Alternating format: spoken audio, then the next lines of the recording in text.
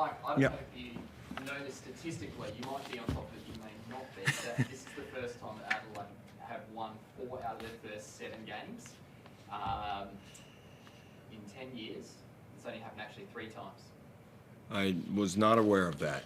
I think that, like we've said a few times in this press conference, that the group has been extremely coachable and been willing to be coached and trying to, connect everybody and get everybody on the same page and do those type of things. And, that wasn't the case in the first half, probably on either end, but I did think our defense probably kept us in the game, even though it was a double-digit lead for Tasmania. But our energy in the first 2.5 minutes of the third quarter, the way we came out, got after it, created some havoc, and that started on the defensive end that led to the offense. And then we got a bunch of easy baskets and were able to change the momentum of the game and sort of get the upper hand there.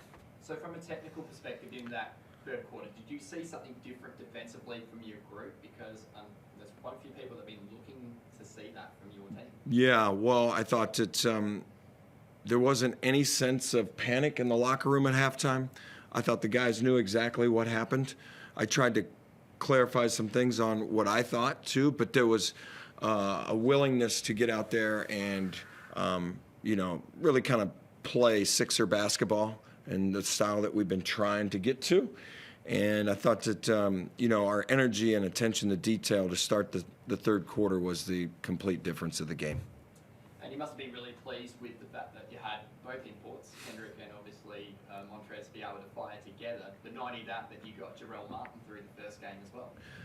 Yeah, it's obviously I don't think any coach ever complains about having more talent available to him, and Jarrell's a terrific player, and, it's another piece to our puzzle here in the early season as we've kind of, added Trez into the group, and now we add Jarrell back into the group, and, we constantly are trying to figure out, offense and defensive and our lineups and connecting, and we got a guy sitting over here with 400 games, and him and Jarrell are trying to figure out how to play in some of those situations out there. And I thought that it will always get better. We'll refine ourselves this week in practice and identify some of the situations that probably looked a little out of sync and try to get us connected.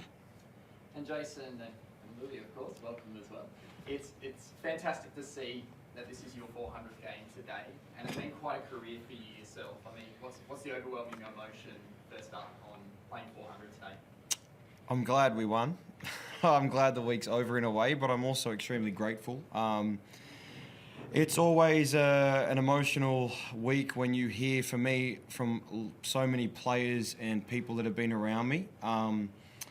The fanfare around people on social media now is a thing for sure, but for me, it's the text messages and the people that try to call or reached out during the week, and people that played with me or coached me since I was 10 years old through to today, Mike being my coach. So I think it's the amount of people for me that reached out, and whether it be people I've never played with or people I've played with, I'm just extremely grateful that I've been able to be myself my whole career. I've never changed who I've been, no matter what the situation, and to get a win, at least it's a nice feeling to win your 400th. And that's a terrific way to touch on about you as a player. Obviously started with Gold Coast Blaze, and I remember watching your 11-point game in your opening game against Townsville all those years ago. And not only that, you were throwing the keys to the point guard position in 2012, 2013. You had to go up against Cedric Jackson, Adris De Leon, Corin Henry, and that. I'm wondering now, at this point of your career, how important was that, those experiences that you had playing those elite import players in our league? I've learned so much throughout my career. The one thing I can say is no matter how good or bad certain situations were at times, I've been able to take it and move on and learn from it. From playing against those kind of guys, from being around different people, the amount I'm learning right now being alongside him, it's fun for me being able to learn from people and being able to absorb and also apply it to my thinking of basketball or seeing different things. And I'm really just embracing just playing and being in a certain role. No matter what the minutes are, I don't really care. As long as the group's doing a good job and we keep getting better day by day, I can try and teach and try and help. But for me, it's just if I can sit there and wave a towel and watch good basketball, I'm happy to do that too. I was going to say, this part of your career now, you're comfortable with this role about being that guy and being that person, coming in and supporting the starters and being that veteran presence and being that mind for Mike to call upon? I always have been. I had a starting spot a few times, and I helped bring someone else in to start. Because I'd never cared about starting or whatever it was. I knew I could help the group, no matter if I started or come off the bench. Obviously, as I've got older now, the things I can probably help from what I'm seeing or what I feel or what he wants at times, maybe I can help the group get through it so he can save a few timeouts. Things like that I probably couldn't do when I was younger. But now also having guys look to me at times for answers, I actually feel like I'm in a position where I can at least help. I might not have all the answers, but at least I can help through different situations, which might help our group keep moving forward.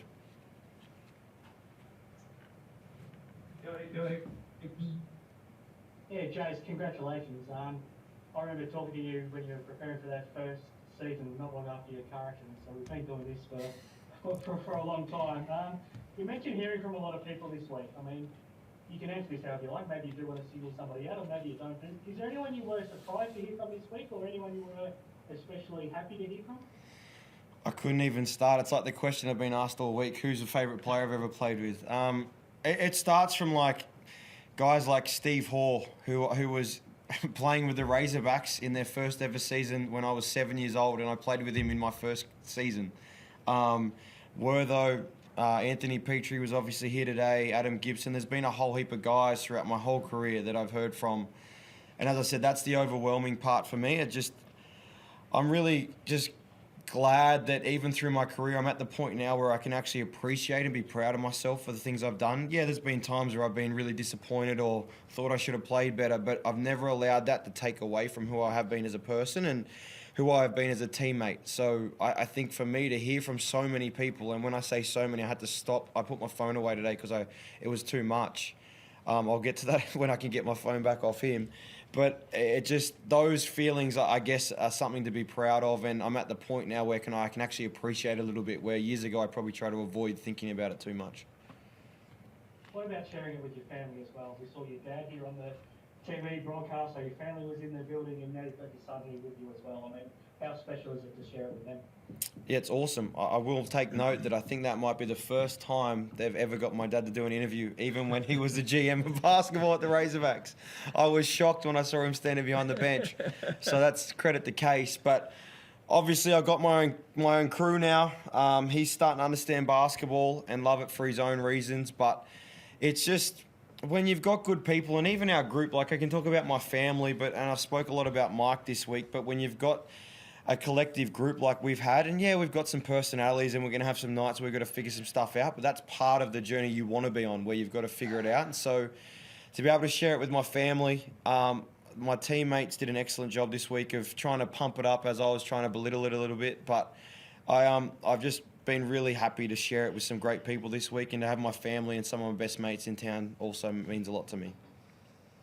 Mike, you're obviously new to the country and new to the league. Are you enjoying learning more about Australian basketball and, I guess, families like the Cadees that have had such a big part in it? Well, yeah, I mean, I think that, the idea was to be an assistant for a while.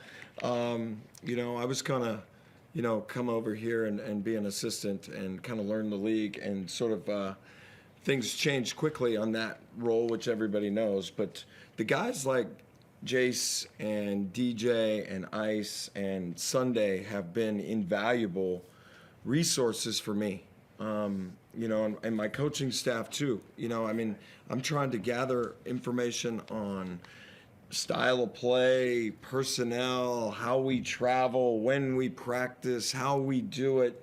This last week for us, we had a whole week off without a game. I'm not quite used to that from my NBA days. I'm used to playing, and all of a sudden having a whole week off was different for me.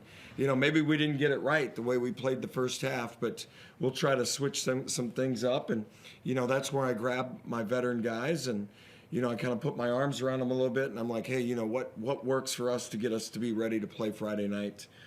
So yeah, I mean, it's a big learning curve for me. Huge accomplishment for Jace. I'm glad to be part of 400, although I've only been a part of like the last 7. But our friendship, and I think getting to know him and his family, and however long, I always kind of kid around that, some things are above my pay grade, and that's a Matt Weston question, but I hope he wears a Adelaide 36er uniform for as long as he wants, and then I can't wait to see what he does next because he's going to be fantastic at it.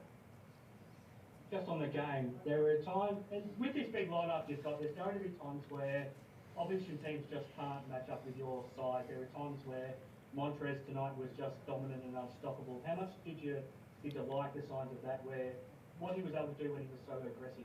Well, it's been an interesting change for us. We probably put this team together thinking about, KD and Jarrell, and then our core group of guys that were returning, right? And that spacing situation would almost be 5 out or 4 out, 1 in. And, because of an injury to Jarrell, we picked up Trez, and he's a big physical dominating presence, and now we have one of the bigger teams in the league, and we're playing a little bit differently, and that's why you see some of the spacing situations on both ends of the floor be a little different for us, and we're still kind of working through the two big system and trying to space some things and give guys like KD and DJ and the rest of the group space to do some of the things they want to do. But like I kind of have said to the group, the ball has gravity. Again today, DJ had gravity because they wanted to top lock him. They wanted to take him out of the sets. There was somebody all over him, so there was opportunities for KD and Jarrell and some of the other guys to get shots and to get the different positions on the floor, just because somebody's decided he's the main part of the offense that they have to take out, and the next game will be different. And we'll have to figure it out on the fly what that looks like. And it's really been an interesting journey for us, and we'll continue to change as Jarrell gets more comfortable and his conditioning comes along, because he's an extremely talented player, and we'll keep kind of working on it and kind of reconfiguring the wheel a little bit as we go along. Thanks very much, guys.